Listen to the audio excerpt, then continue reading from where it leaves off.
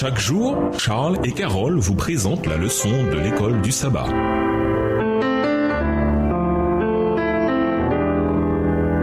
Bienvenue dans votre émission Dieu nous parle. Nous raison de mardi, le festin de Belchazzar. Après l'humiliation de la ville de Ninive, 612 avant Jésus-Christ, par une armée de coalition composée entre autres des Mèdes et des Babyloniens, conduite par le père de Nebuchadnezzar, la ville de Babylone connut un réveil tel que la ville n'en avait pas vu depuis l'époque d'Hammurabi, leur grand législateur. Sous Nebuchadnezzar, qui était à présent libéré du problème des rafles assyriennes, la ville de Babylone vit sa prospérité et son influence s'accroître au point où les nations environnantes n'avaient pas trop le choix. Elles devaient reconnaître sa domination, même à contre-cœur. Elle était la reine du monde et les nations qui voulaient prospérer devaient lui jurer fidélité. D'après ce conseil, Nebuchadnezzar mourut dans la foi, professant que le Dieu de Daniel est bien le juste chef de toutes les nations. Daniel 4, les versets 34 à 37. Dans Daniel, le récit qui suit concerne son successeur, le co-régent Belchazzar. Lisons Daniel 5, les versets 1 à 31. Quel message spirituel important peut-on retirer de ce récit? En définitive, qu'est-ce qui a provoqué la chute Belchazzar? Daniel 5, les versets 1 à 31. Le roi Belchazzar donna un grand festin assez grand au nombre de 1000 et il but du vin, et il but du vin en leur présence. Belchazzar, quand il eut goûté au vin, fit apporter les vases d'or et d'argent que son père Nebuchadnezzar avait enlevés du temple de Jérusalem, afin que le roi et ses grands, ses femmes et ses concubines s'en servissent pour boire. Alors on apporta les vases d'or qui avaient été enlevés du temple de la maison de Dieu à Jérusalem, et le roi et ses grands, ses femmes et ses concubines s'en servirent pour boire. Ils burent du vin et ils louèrent les dieux d'or, d'argent, d'airain, de fer, de bois et de pierre. En ce moment apparurent les droits d'une main d'homme et ils écrivirent en face du chandelier sur la chaux de la muraille du palais royal. Le roi vit cette extrémité de main qui écrivait. Verset 6. Alors le roi changea de couleur et ses pensées le troublèrent. Les jointures de ses reins se relâchèrent et ses genoux se heurtèrent l'un contre l'autre. Le roi cria avec force qu'on fit venir les astrologues, les chaldéens et les devins, et le roi prit la parole et dit aux sages de Babylone: quiconque lira cette écriture et m'en donnera l'explication sera revêtu de pourpre, portera un collier d'or à son cou et aura la 3e place dans le gouvernement du royaume. Tous les sages du roi entrèrent, mais ils ne purent pas lire l'écriture et en donner au roi l'explication. Sous quoi le roi Belchazzar fut très effrayé. Il changea de couleur et ses grands furent consternés. La reine, à cause des paroles du roi et de ses grands, entra dans la salle du festin et prit ainsi la parole: Ô roi, vis éternellement, que tes pensées ne te troublent pas et que ton visage ne change pas de couleur. Verset 11. Il y a dans ton royaume un homme qui a en lui l'esprit des dieux saints. Et du temps de ton père, on trouva chez lui des lumières, de l'intelligence et une sagesse semblable à la sagesse des dieux. Aussi le roi Nebuchadnezzar, ton père, le roi, ton père, l'établit chef des magiciens, des astrologues, des chaldéens, des devins. Parce qu'on trouva chez lui, chez Daniel, nommé par le roi Belchazzar, un esprit supérieur de la science et de l'intelligence, la faculté d'interpréter les songes, d'expliquer les énigmes et de résoudre les questions difficiles.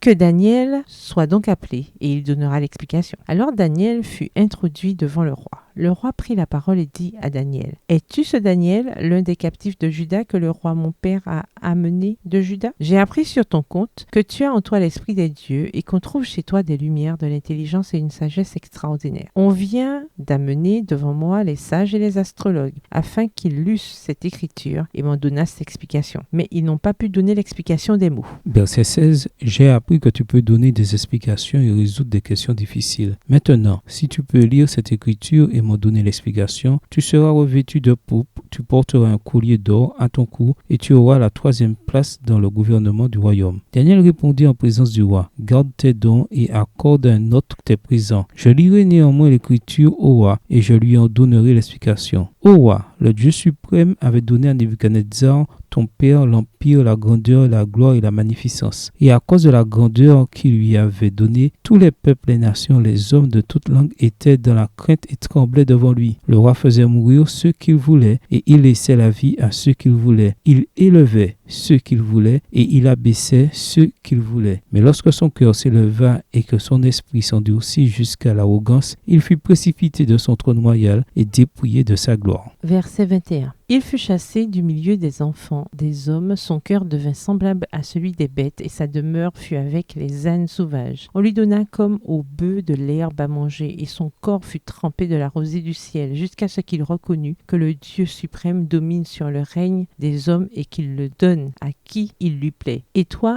Belchazzar, son fils, tu n'as pas humilié ton cœur, quoique tu susses toutes ces choses. Tu t'es élevé contre le Seigneur des cieux. Les vases de sa maison ont été apportés devant toi, et vous vous en êtes servis pour boire du vin. Toi et tes grands, tes femmes et tes concubines. Tu as loué les dieux d'argent, d'or, d'airain, de fer, de bois et de pierre, qui ne voient point, qui n'entendent point et ne savent rien. Et tu n'as pas glorifié le Dieu qui a dans sa main ton souffle et toutes tes voix. C'est pourquoi il a envoyé cette extrémité de main qui a tracé cette écriture. Voici l'écriture qui a été tracée, comptée, pesée et divisée. Verset 26. Et voici l'explication de ces mots. Compter. Dieu a compté ton règne et y a mis fin. Peser. Tu as été pesé dans la balance et tu as été trouvé léger. Divisé. Ton royaume sera divisé et donné aux Mèdes et aux Perses. Aussitôt, Belchazzar donna des ordres et l'on revêtit Daniel de pourpre. On lui mit au cou un collier d'or et on publia qu'il aurait la 3e place dans le gouvernement du royaume. Cette